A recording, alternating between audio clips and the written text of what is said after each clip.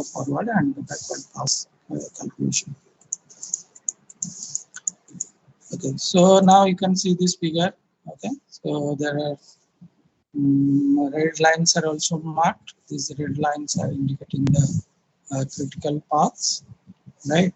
And near each node, as you can see, the two different time estimates are mentioned.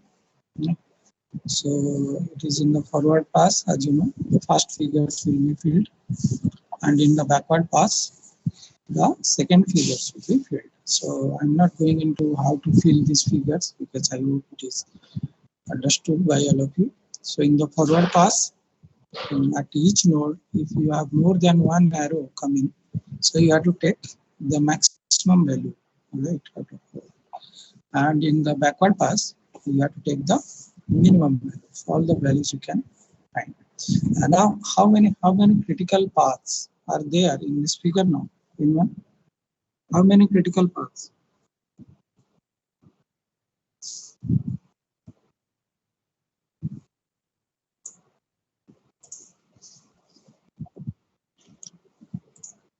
Five. No, not 5. Not 5. Think again. Critical paths are those paths which are marked in red color here, because that, yes. Who said it to? Just your name. Rohan Sahana. Yeah. The number of paths, critical paths, are 2. 5 may be the total alternative paths. I have not checked it. But the total number of critical paths here is 2. Now, what are those critical paths? Let me tell you for all of you. One critical path is 1, 3, 5, 7. Right? 1, 3, 5, 7. That is activity BDZ. Right? In terms of activity, if you are writing, then you can write BDZ. Or in terms of node also you can write. That is 1, 3, 5, 7 is one critical path. The other critical path, can anyone tell me?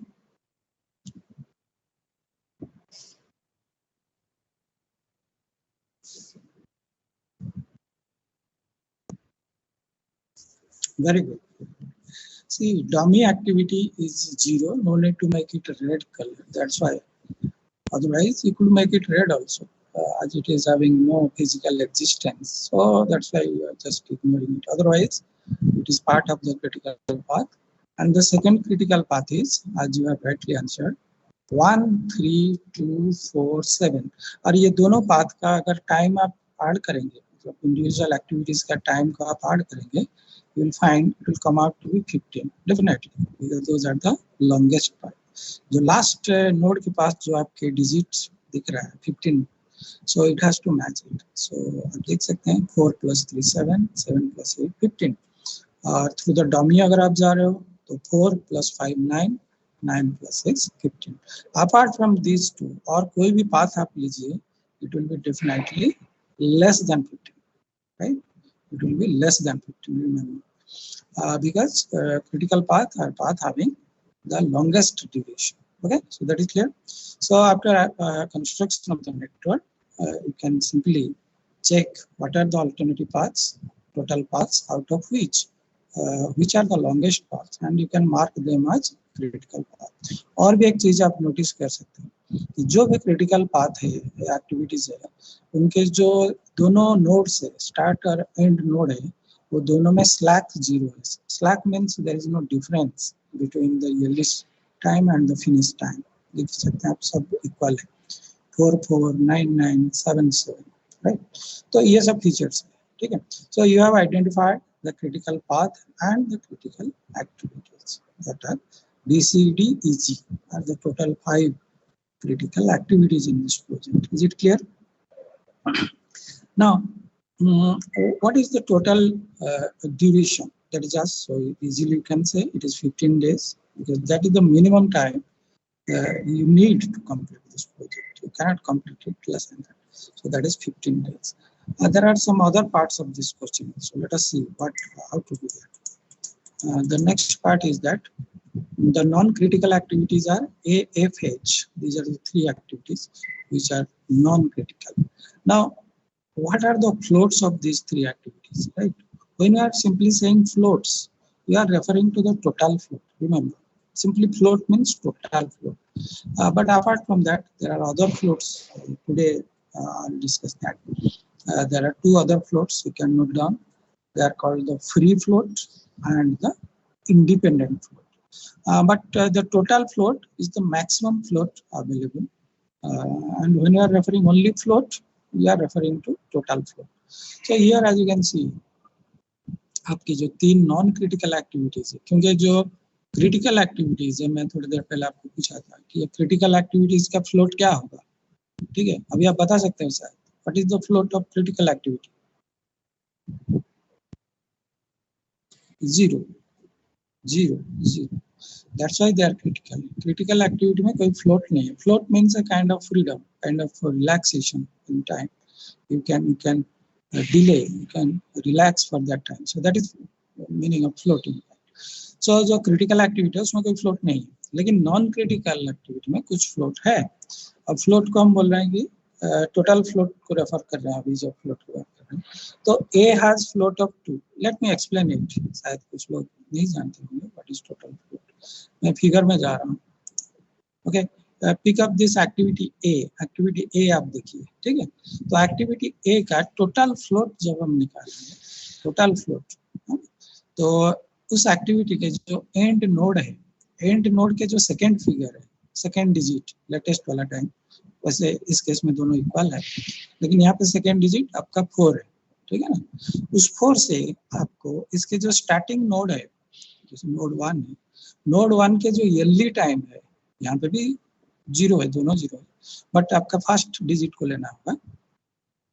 And node के second digit से starting node के first digit को minus कर दीजिए, ठीक है? That difference, so it is coming out to be 4 minus 0, that is 4, and from that you subtract the duration of that activity, right?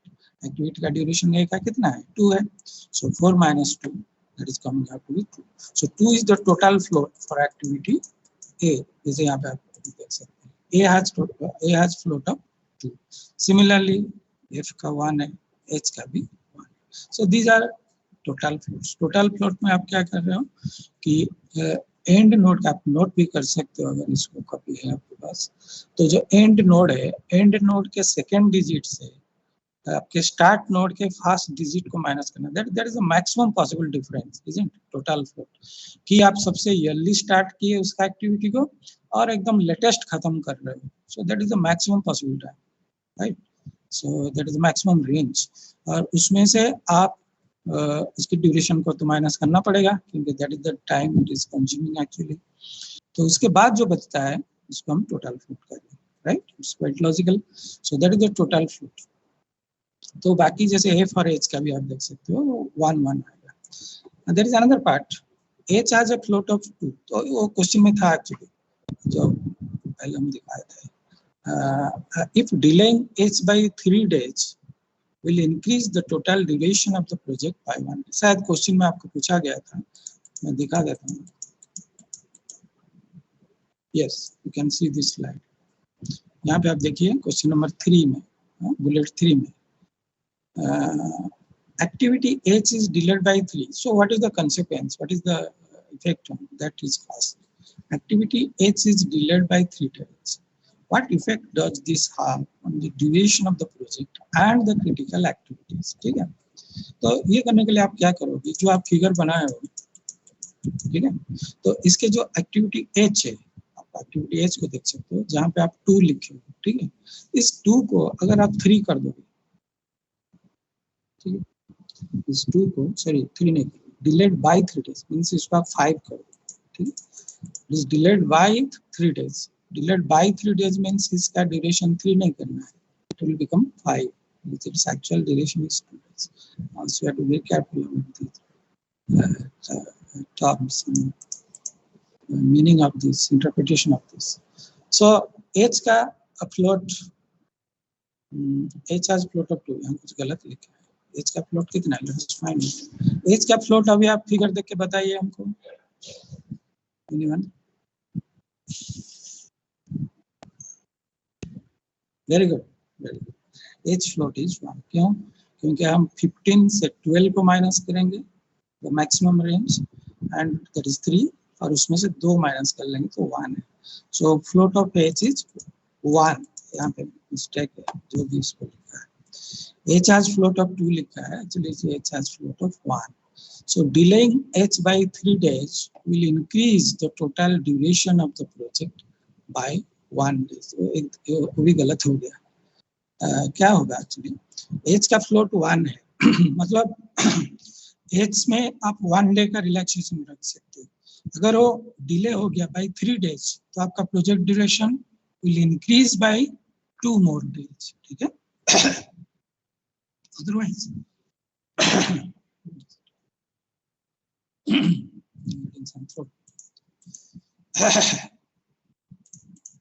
Otherwise अगर आप इतना गेस नहीं कर सकते हो, so I will advise you that ये जो as के ड्यूरेशन आप 2 लिखे हो इसको आप 5 कर दीजिएगा, delayed by 3 days. So H का ड्यूरेशन 5 करके इसको रिकैलकुलेट कर लीजिएगा। जब आप रिकैलकुलेट करेंगे आप देखोगे ये जो आपके जो लास्ट नोड के जो टाइम है, ठीक है ना, जो अभी 15 है, जो अभी 15 है, वो शायद आपका 17 आ जाएगा, 17 आ जाएगा।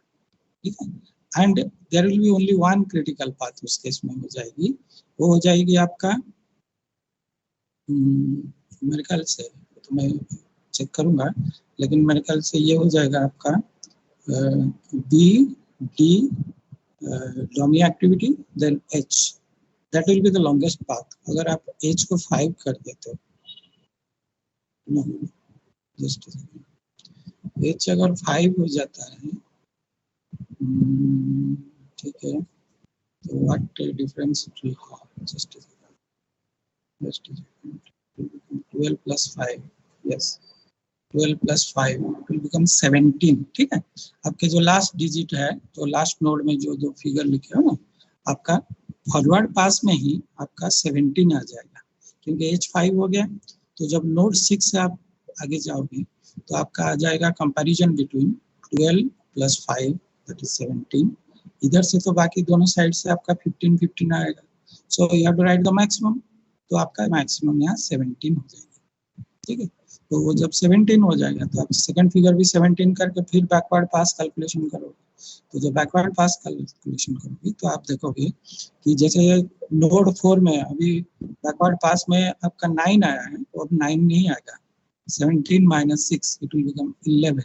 ठीक है। वो अब क्रिटिकल पाथ नहीं रहेगा। ठीक है। तो आपका क्रिटिकल पाथ बन जाएगा जो 17 आपको दे रहा है, और 17 कहाँ से दे रहा है मैं आपको बता देता हूँ। 2 plus 5 7, 7 plus 3, 2 plus 5 7, 17 कहाँ से हो रहा है, 5 plus 3 8, 8 plus 2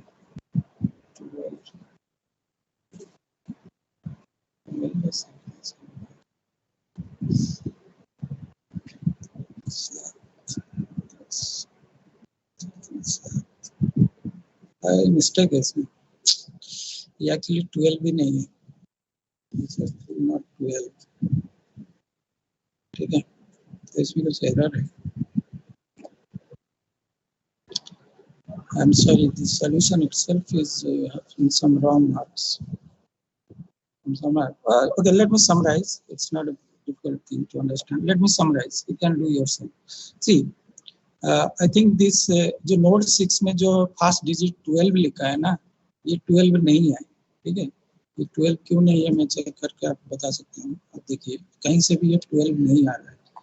जैसे ये हो गया आपका, तो ये हो गया 7, तो you have to compare between 7, यहाँ 9 तो है, यस इट इज 9। सो 12 तो आ रहा है, सही है, सही है। 4 plus 5, yes yes yes yes, now get it। Okay, अगर ये 5 को हम और 3 डेज डिले करते हैं तो 5 हो जाएगा। ठीक है। So the critical path will be a single critical path, और वो पाथ क्या होगा बता सकते हो? ये होगा आपका 1 3 2 4 6, 7. ठीक है, आप I am giving you couple minutes, just try to understand. ये अगर 5 का टाइम 2 की जगह हम 5 कर देते हैं because it is delayed by 3 more days. ठीक है, आप सारे फिगर्स को मिटा दीजिए, फिर से रिकैलकुलेट कीजिएगा, तो क्या डिफरेंस आएगा आपके हिसाब से, बता सकते हैं?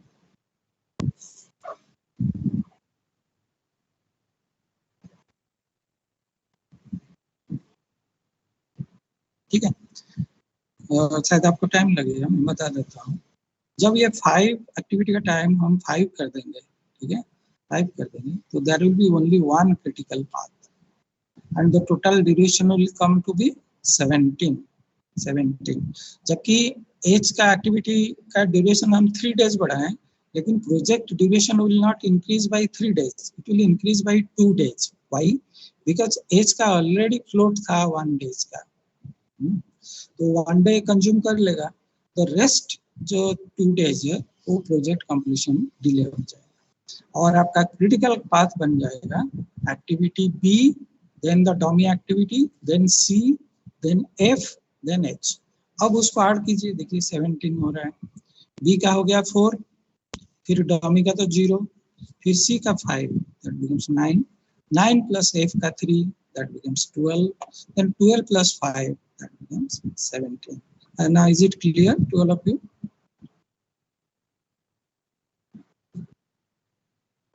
Please say something. Okay. तो यही सब है problem in the sense explaining the problem. So it is asked that what will be the effect of increasing H by 3 days. So you can write that the project duration will increase by 2 more days. It will be completed by 17 days, and there will be the effect of a critical path. There will be only 1 critical path, and the critical activities will be B, C, FH. जबकि FH पहले critical नहीं था, लेकिन अब FH critical हो जाएगी। और जब आप बैकवर्ड पास कैलकुलेशन भी करेंगे न्यू टाइम के हिसाब से, आप देखोगे ये जो नोड 6 है उसमें वहाँ का स्लाइड 0 हो जाएगा, तो दोनों वैल्यू इक्वल हो जाएंगे, ऐसे चेंज हो जाता है, राइट? तो you can take up any activity and you can change the activity duration and see what is the effect of that, right? Yes. Okay. और एक पार्ट ऑफ क्वेश्चन था कि आपको शायद एक ऑप्शन दिया गया था, let me read that question for you. Yes, आप यहाँ देख सकते हो बुलेट आईवी में extra resources are available which can be used to certain the duration of one activity. आपके पास रिसोर्स एक्स्ट्रा आ गया है, आप ये बी ई एफ ये तीनों एक्टिविटी जो है इसमें से कोई एक को आप चूज कीजिए जिसको आप 1 डे कम करना चाहते हो, ठीक है, आपके एक्स्ट्रा रिसोर्स यूज करके। तो आपको ये सजेस्ट करना है कि out of this 3 which activity you should select and why. तो इसके पीछे का रीजन वही होगा कि इस तीनों में से आप देखोगे कि इस एक्टिविटी को शॉर्ट करने से, 1 डे रिड्यूस करने से आपका प्रोजेक्ट कंप्लीशन टाइम को पॉजिटिवली इफेक्ट करता है। बेसिकली इनडायरेक्टली यही चीज है। इसमें हो सकता है कोई एक्टिविटी हो जिसको कम करने से आपका प्रोजेक्ट कंप्लीशन टाइम ही इफेक्ट नहीं पड़ रहा है, तो उसको क्यों कम करोगे, है ना? तो जहाँ पे एक्स्ट्रा रिसोर्स लगा के आप 1 डे कम 1 डे कम कर रहे हो, अगर आपको प्रोजेक्ट कंप्लीशन में फायदा हो रहा है, so you will suggest that activity. तो इनडायरेक्टली इसका यही मीनिंग है।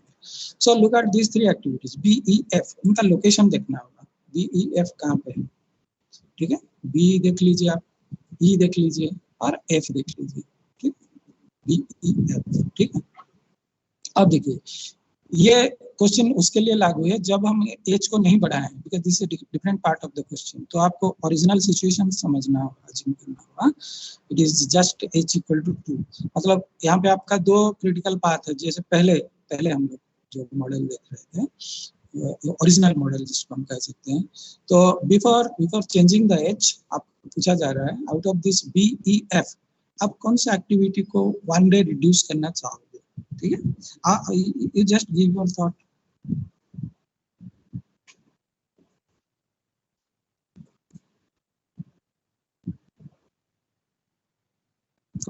बी एक्टिविटी कौन, रोहन बोल रहे हैं? कौन आंसर दिया? Rohan, good, good. Yes, yes. Very good, very good. In fact, it is a very good answer and the right answer. So B activity को हम okay. Rohan, can you just explain B क्यों?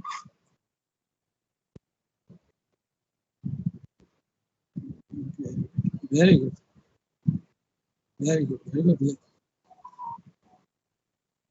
Exactly, exactly, exactly. That's the answer, right? So all of you, अगर आप answer नहीं दे रहे हो या बताना नहीं चाहते हो यहाँ पे, but you have understood this, then I will appreciate all of you those who have understood this. तो यही है आपको this analysis that you can make out of this network diagram कि आपको one day reduce करना है. First of all, original model में अगर आप F को reduce करते हो, it is not going to have any effect on the project completion time because it is non-critical activity. उसमें ऐसे ही float होगा, तो उसमें और resource लगा के उसको crash करके उसका reduce करके कोई मतलब नहीं. Out of E, B, you may be confused because both are critical activities. But look at the diagram carefully. E is part of a critical activity, but B is the part of both the critical activities. तो अगर आप खाली E को reduce कर देते हो, तो still you will have this critical activity which is effective, that is BDG. तो ऐसे ही 15 days रहेगा, कोई change नहीं होगा. भले ही ये E का जो है ये non critical बन जाएगा, यही difference होगा. Otherwise, it will not going to affect the project completion time. Whereas B is the part of both the critical activities. क्योंकि अब B होके आपको जाना ही पड़ रहा है both the cases. तो अगर आप B में आपका extra resource लगाएंगे और reduce कर लेंगे, तो this will definitely become 14 days. ठीक है, आप कैलकुलेट करके देख सकते हो. B को 3 कर दीजिए instead of 4, then recalculate, you will find this coming out to be 14. ठीक है, is it clear? तो ऐसा सिचुएशंस है जब आप नेटवर्क डायग्राम बना सकते हो, तो इसके बाद एनालिसिस कर सकते हो. ठीक है. Now let me explain quickly about the other two types of floats which you should know, that are called independent float and free float. Total float तो आपको पता है. टोटल फ्लोट हो गया आपकी मैक्सिमम रेंज लेना है, मतलब एंड इवेंट का या एंड नोड का सेकेंड डिजिट से स्टार्टिंग इवेंट का या नोड का फर्स्ट डिजिट को माइनस करना है, that is maximum possible range spread, और उसमें से ड्यूरेशन माइनस करना है. तो हो गया टोटल फ्लोट, ये यहाँ सबसे नीचे लिखे. अब फ्री फ्लोट क्या है? फ्री फ्लोट हो गया कि आप जो एंड इवेंट है या एंड नोड के जो सेकेंड डिजिट है, ठीक है, सेकेंड डिजिट है, उससे आपको माइनस करना होगा जो स्टार्ट नोड है, स्टार्ट नोड के सेकेंड डिजिट से. सेकेंड डिजिट मतलब जो लेटेस्ट टाइम होता है. तो फ्री फ्लोट का मीनिंग यही है कि मान लीजिए आपका प्रीडिसेसर, आपके पहले जो एक्टिविटीज थे वो डिले कर दिए, वो खत्म किए आपको लेटेस्ट टाइम में, सबसे ज्यादा टाइम में खत्म किए, है ना. मतलब आप उस एक्टिविटी को जल्दी स्टार्ट नहीं कर पाए बट लेटेस्ट स्टार्ट कर पाए, बट आप आगे की जो सब्सिक्वेंट एक्टिविटीज है उनको अफेक्ट नहीं करोगे. तो कितना टाइम है आपके पास, that is the meaning of free float. ठीक है. तो आपको किससे किसको माइनस करना है? आपको जो स्टार्टिंग नोड है, स्टार्टिंग नोड के जो सेकेंड डिजिट है वो वैल्यू को माइनस करना है आपके जो एंड इवेंट है उसके सेकेंड वैल्यू से. इनफैक्ट ये दोनों सेकेंड वैल्यू ही इन्वॉल्व है फ्री फ्लोट के कैलकुलेशन में, राइट. फ्री फ्लोट कैलकुलेशन में आप कैसे याद रख सकते हो, दोनों लेटेस्ट टाइम ही इन्वॉल्व है. मतलब एंड इवेंट का लेटेस्ट टाइम से स्टार्ट इवेंट का लेटेस्ट टाइम को माइनस करना है, और जो मिला उससे ड्यूरेशन तो माइनस करना ही होता है. ठीक है. So that is called the free float. That's called the free float. Okay. Now what is the independent float? Independent float is the minimum possible value which is available. So you are taking the narrowest range. So independent float means you are assuming that your predecessor activity completed it latest, मतलब वो late खत्म किया, मतलब आप let start किए, लेकिन you don't want to affect the subsequent activities, मतलब आप ईयरली खत्म करना चाहते हो. ठीक है. मतलब आप ये समझ सकते हो कि इंडिपेंडेंट फ्लोट में सबसे कम टाइम मिलेगा practically. Independent float is the least possibility जो है, या वैल्यू वाइज अगर देखा जाएगा कैलकुलेट करके, तो टोटल फ्लोट सबसे ज्यादा आएगा न्यूमेरिकली, उसके बाद फ्री फ्लोट आएगा, और इंडिपेंडेंट फ्लोट हमेशा सबसे कम आएगा, most of the case zero ही रहता है, most of the cases, because it is very stringent. Stringent मतलब आप अपने प्रीडिसेसर ऊपर डिपेंड नहीं कर रहे हो, उसको कह रहे हो कि आप जितना लेट करना है कर सकते हो, लेकिन लेटेस्ट टाइम में खत्म कर लो, ठीक है ना। तो आप लेटेस्ट टाइम वहां से लेते हो, और आप जो सक्सेसर से आपके आगे जो एक्टिविटी है उनको भी ये प्रॉमिस करते हो कि मैं जल्दी खत्म कर दूंगा, ठीक है। तो ऑब्वियसली आपके पास सबसे कम टाइम है, that's why it's called independent. You are neither depending on your predecessor nor on your successors nor affecting your successor. That's why इसमें आप क्या करोगे कि जो एंड इवेंट है उसके जो ईयरली टाइम है, जो फर्स्ट डिजिट है, उससे आपका जो स्टार्टिंग इवेंट है, स्टार्टिंग नोड है, उसके जो सेकेंड फिगर है, जो लेटेस्ट टाइम है, उसको माइनस करोगे, और उसमें जो मिला उसमें से ड्यूरेशन माइनस करोगे, ठीक है। तो that is called independent float. All the three floats are clear to you? किससे किसको माइनस करना है, इज इट क्लियर? हाँ ठीक है, ठीक है, वेरी गुड। फ्री फ्लोट में क्या करते हो आप? फ्री फ्लोट में आप जो आपके जो एंड इवेंट के जो लेटेस्ट टाइम है, जो सेकेंड डिजिट है, उससे आप आपके जो स्टार्ट इवेंट के लेटेस्ट टाइम को ही माइनस करते हो, ठीक है। दोनों लेटेस्ट टाइम इन्वॉल्व है in case of free float, आप ऐसे याद कर सकते हो। मतलब आप ये अज्यूम कर रहे हो कि आपके प्रीडिसेसर, आपके पहले वाला एक्टिविटी लेट डिलीवर किया, खत्म किया, लेटेस्ट मतलब सेकंड डिजिट हो गया, लेकिन आप भी आपके सक्सेसर को लेट ही प्रोवाइड करना चाहते हो, जल्दी प्रोवाइड नहीं कर पा रहे हो, लेट प्रोवाइड करना चाहते हो, तो उसमें अगर कुछ गैप है तो दैट इज फ्री फ्लोट। तो latest time of and event minus latest time of start event minus the duration of the activity. Is it clear? तो ऐसे कुछ एग्जांपल मैं वही कैलकुलेशन का दिखा देता हूँ, तो वो और क्लियर हो जाएगी। Give me 5 minutes. सो ये एक मान लो प्रॉब्लम है जो शायद फास्ट किए थे हम लोग, एग्जांपल 1 था, उसी का अगर हम अभी ऐड करते हैं, find the free and independent float of all the activities. Total float तो हम उस समय निकाले हुए थे, ठीक है। अगर इसी का हम फिर से free and independent float calculate करना चाहते हैं तो इसका कितना आएगा? Let me pick up some example for you. जैसे एक्टिविटी ई को देखिए, ठीक है, एक्टिविटी ई, इसका all the three floats of activity E let us find, okay? All the three floats, ठीक है। तो let me begin with total float। Total float कितना होगा आप खुद कैलकुलेट कीजिए और मैं बताता हूँ आपको। टोटल फ्लोट हो गया 8 minus 4 that is 4 minus 1 that is 3, so 3 is the total float, ठीक है।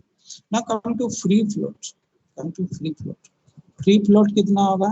8 minus 7 that is 1 minus 1 that is 0, right? What will be the independent float?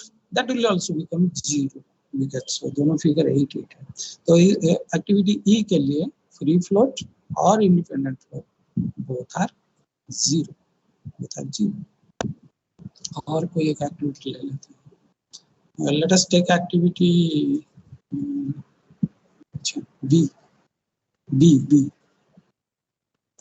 B में the total float will be 3, that is 7 minus 0 minus 4, that is 3, and your free float will be 7 minus 0 minus 4. Free float is 3 here also, right? समझ पा रहे हो? Activity B का free float 3 है। Free float में क्या करना है कि लेटेस्ट टाइम से लेटेस्ट टाइम, दोनों लेटेस्ट टाइम इन्वॉल्व है, तो 7 minus 0 minus 4। और इंडिपेंडेंट फ्लोट कितना है? एनीवन?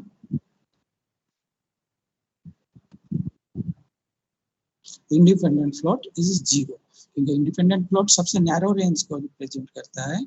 तो earliest start time of the end event is 4 और latest time for start node that is 0. So 4 minus 0 then minus the activity duration. So yeah. So it is very simple once you remember this. So as you can see in this table, So for all these activities, the total float, the free float, and the independent floats are calculated. So this way, if you remember, you can easily calculate. So this make independent float is made to the current. Let me check activity C. Activity C. Yes. For activity C, ठीक है, activity सी देखिए, आपको लगता होगा ना कि independent float कैसे आता है. You can see activity see here. यहाँ पे देखिए आपका इंडिपेंडेंट फ्लोट है नहीं है, क्योंकि इसके ईयरली स्टार्ट टाइम 8 है नोड 4 पे और लेटेस्ट स्टार्ट टाइम 0 है, तो 8 माइनस 0 माइनस 6 2 है इंडिपेंडेंट फ्लोट. ठीक है, तो जो इंडिपेंडेंट फ्लोट है उसमें जो प्रोजेक्ट मैनेजर को बहुत रिलैक्सेशन रहता है.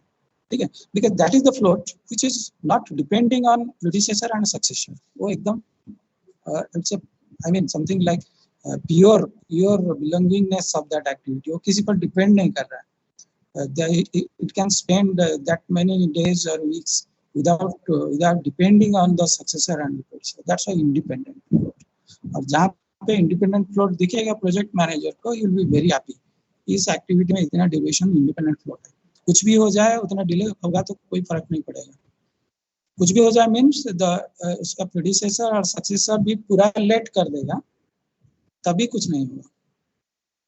ठीक है, so that is independent. So I hope all these calculations are. Let me check how many students are in class now.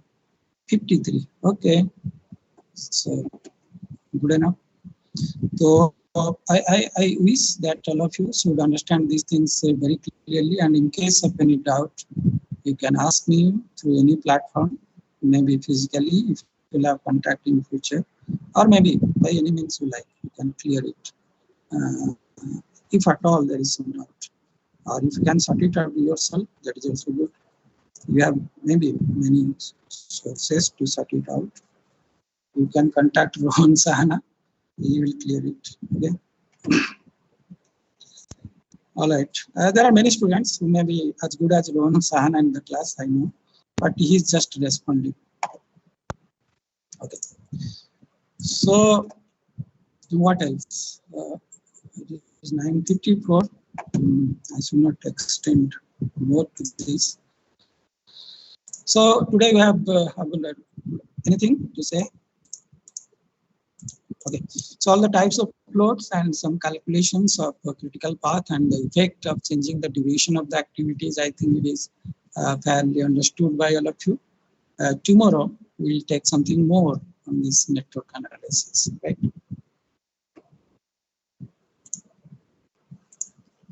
Any questions?